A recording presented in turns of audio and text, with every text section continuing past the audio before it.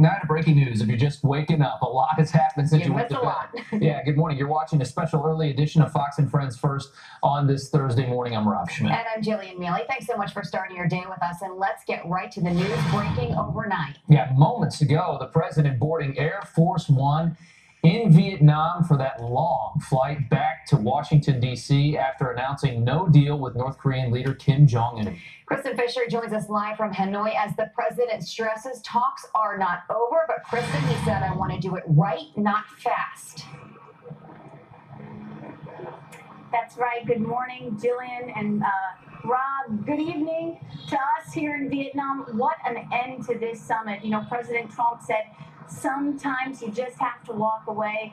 And this was one of those times. It sounds like one of the sticking points, the main sticking point, was sanctions. Heading into this summit, it was widely believed that the North Koreans wanted the sanctions lifted on their country before they committed to denuclearization. President Trump, Secretary of State Mike Pompeo said, no way, that is not going to happen. You have to denuclearize first, then we'll lift the sanctions. They were still hopeful that they would be able to hash out an agreement, but it did not work. I will let President Trump explain for himself how this all broke down. He said this at a press conference just a few moments ago. Listen here. We just left Chairman Kim. We had a really, I think, a very productive time. We thought, and I thought, and Secretary Pompeo felt that it wasn't a good thing to be signing anything.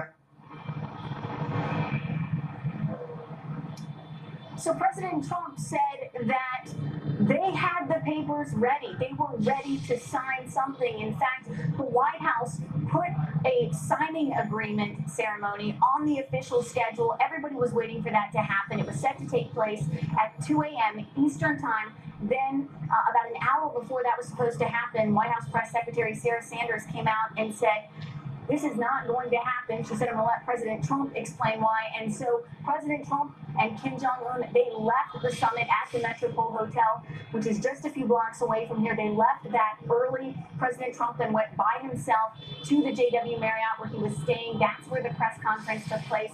And that's when President Trump walked out and explained what exactly happened.